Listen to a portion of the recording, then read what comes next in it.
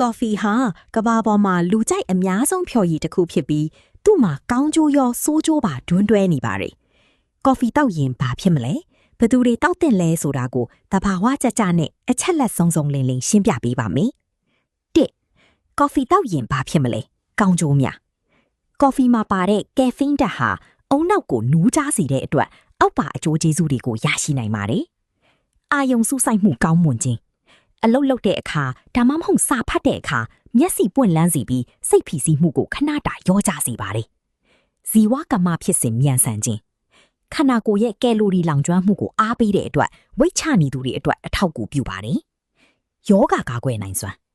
ကော်ဖီမှာဓာတ်တိုးဆန့်ကျင်ပစ္စည်း antioxidants တွေကျွဲဝတာကြောင့်ရေရှည်မှာစီးချိုယောဂ type 2 diabetes ပါကင်ဆန်နဲ့အသေးယောဂဖြစ်နိုင်ခြေကိုလျှော့ချပေးနိုင်ပါတယ်။မှတ်ဉာဏ်ကိုအားပေးခြင်းအသက်ကြီးလာတဲ့အခါဖြစ်တတ်တဲ့မီးလို့တဲ့ယောဂတွေကိုလည်းအထိုက်အလျောက်ကာကွယ်ပေးပါတယ်။နှစ်ကော်ဖီမတောက်ရင်တို့မဟုတ်အလွန်အကျွံတောက်ရင်ဘာဖြစ်မလဲ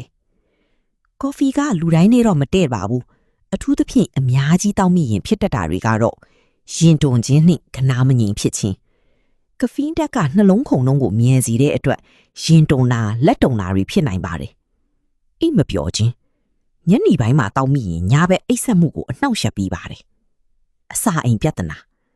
ကော်ဖီဟာအက်ဆစ်ဓာတ်ပါတဲ့အတွက်ဘိုက်ထဲမှာလေပွားတာအစာအိမ်အောင့်တာနဲ့ရင်ပူတာတွေဖြစ်တတ်ပါတယ်။ဆွဲလန်းခြင်းကော်ဖီကိုနေ့တိုင်းတောက်နေကြလူကတရက်လောက်ဖြတ်လိုက်ရင်ခေါင်းကိုက်တာနှုံးချိတာမျိုးတွေခံစားရနိုင်ပါတယ်။၃ကော်ဖီတောက်တင်တော်သူများအလုံးများသူများနဲ့ចောင်းသားများ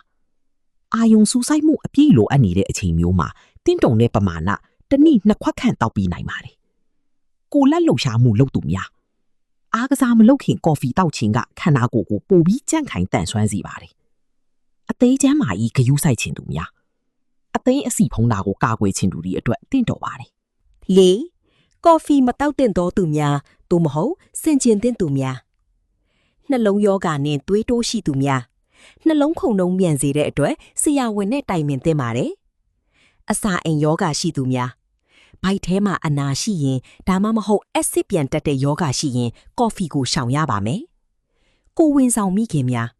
ကက်ဖင်းဓာတ်ကတန်ဒေသားကိုတက်ရောက်မှုရှိနိုင်လို့အတက်နိုင်ဆုံးလျှော့တောက်ရပါမယ်။စိတ်ပူပန်တတ်သူများအန်ဆိုက်တီရှိသူများကော်ဖီကစိတ်လှုပ်ရှားမှုကိုပိုတိုးစေလို့စိတ်ငြိမ်ခြင်းသူတွေအတွက်မသင့်တော်ပါဘူး။အယိုးပွားယောဂရှိသူများကော်ဖီအလွန်အကျွံတောက်ခြင်းကခန္ဓာကိုယ်တွေကကယ်လ်ဆီယမ်စုပ်ယူမှုကိုဟန့်တားနိုင်ပါတယ်။အကြံပြုချက်ကော်ဖီကိုကျန်းမာရေးနဲ့ညှိညွတ်အောင်တောက်ခြင်းရင်တကြားနဲ့နိုးစီကိုလျှော့ထဲပါအကောင်းဆုံးကတော့ကော်ဖီအမဲ black coffee တောက်တာပါပြီးတော့ဘိုက်ထဲမှာဘာမှမရှိပဲမနက်အစောကြီးတောက်တာထက်မနက်စာစားပြီးမှတောက်တာကအစာအိမ်အတွက်ပိုကောင်းပါတယ်